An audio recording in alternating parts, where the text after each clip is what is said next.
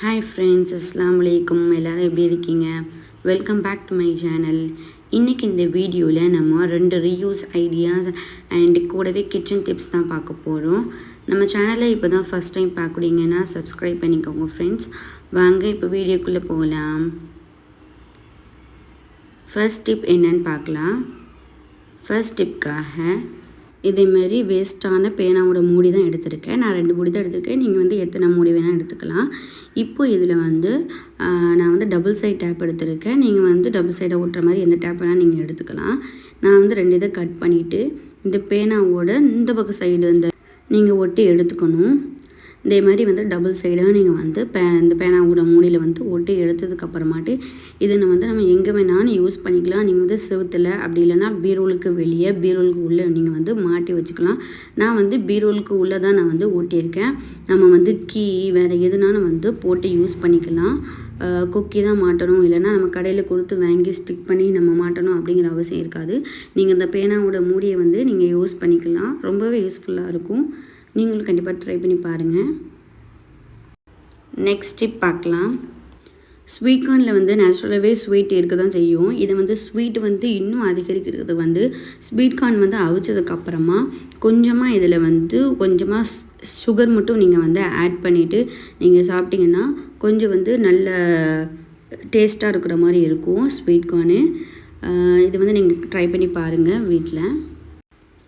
இதுலேயே நம்ம இன்னொரு மெத்தடும் பண்ணலாம். இதில் என்னென்னா உப்பு, வத்தத்தூள், அதுக்கப்புறமா கொஞ்சமாக எண்ணெய், கொஞ்சமாக பட்டர், இந்த 3ஐயும் சேர்த்து நம்ம வந்து பண்ணோம்னா அது வந்து கொஞ்சம் காரமாக இருக்கிற மாதிரி இருக்கும். இது ஸ்வீட்னஸ், 2மே நம்ம வந்து சாப்பிட்லாம். நீங்களும் வீட்டில் ட்ரை பண்ணி பாருங்கள். டிப்ஸ் நம்பர் 3 என்னென்னு பார்க்கலாம்.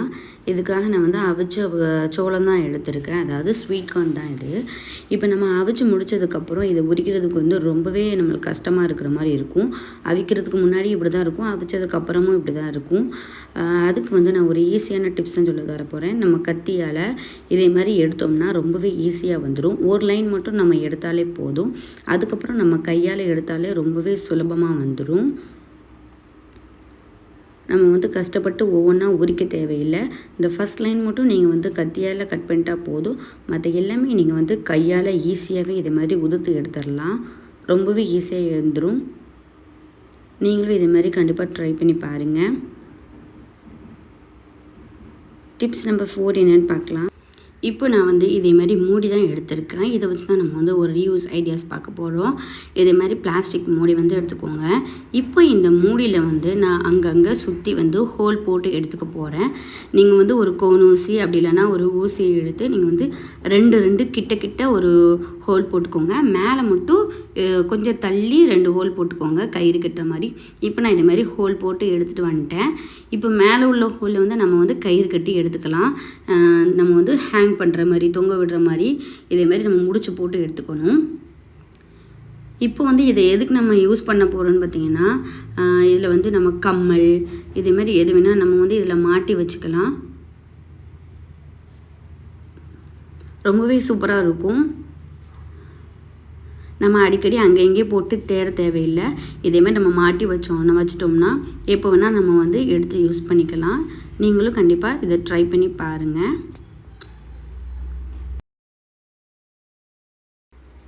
தூக்கி போடுற வேஸ்ட்டான பிளாஸ்டிக் மூடியிலேயே நம்ம சூப்பரான ஒரு ரீயூஸ் ஐடியாஸ் பார்த்துட்டோம்.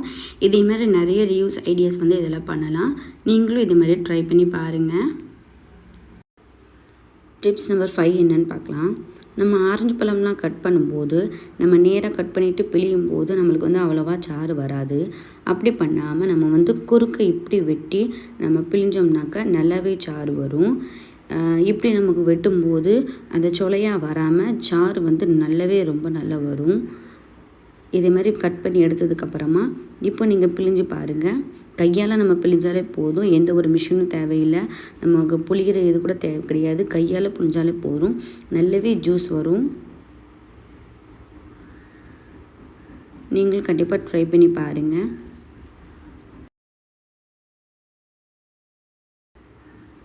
லாஸ்ட் டிப் என்னென்னு பார்க்கலாம். இப்போ நம்ம வந்து நகம்லாம் வெட்டும்போது அந்த நகத்தை வெட்டும் சமயத்தில் நம்மளுக்கு வந்து அங்கேயும் இங்கேயும் நகம் வந்து விழுந்துகிட்டே இருக்கும். இதை வந்து தடுக்கிறதுக்கு நம்ம வந்து ஒரு டிப்ஸ் பார்க்க போகிறோம்.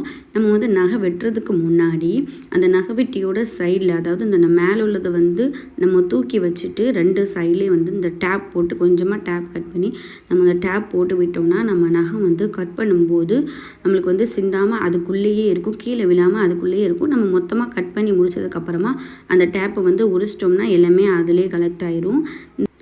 நீங்கள் டேப் ஒட்டும்போது மட்டும் அந்த மேலே உள்ளதை வந்து தூக்கி வச்சுட்டு நீங்கள் டேப் ஓட்டினீங்கன்னா உங்களுக்கு கரெக்டாக வரும். நீங்களும் இந்த டிப்பை ட்ரை பண்ணி பாருங்கள். நம்ம சேனலை இப்போ தான் ஃபஸ்ட் டைம் பார்க்குறீங்கன்னா லைக் பண்ணுங்கள், ஷேர் பண்ணுங்கள், கமெண்ட் பண்ணுங்கள் அண்ட் சப்ஸ்கிரைப் பண்ணுங்கள் ஃப்ரெண்ட்ஸ்.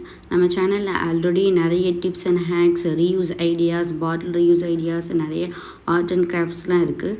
நீங்கள் செக் பண்ணி பார்த்துட்டு எப்படி இருக்குன்னு கமெண்ட் பண்ணுங்கள் அண்ட் முக்கியமாக சப்ஸ்கிரைப் பண்ணிக்கோங்க ஃப்ரெண்ட்ஸ். நெக்ஸ்ட் வீடியோவில் பார்க்கலாம்.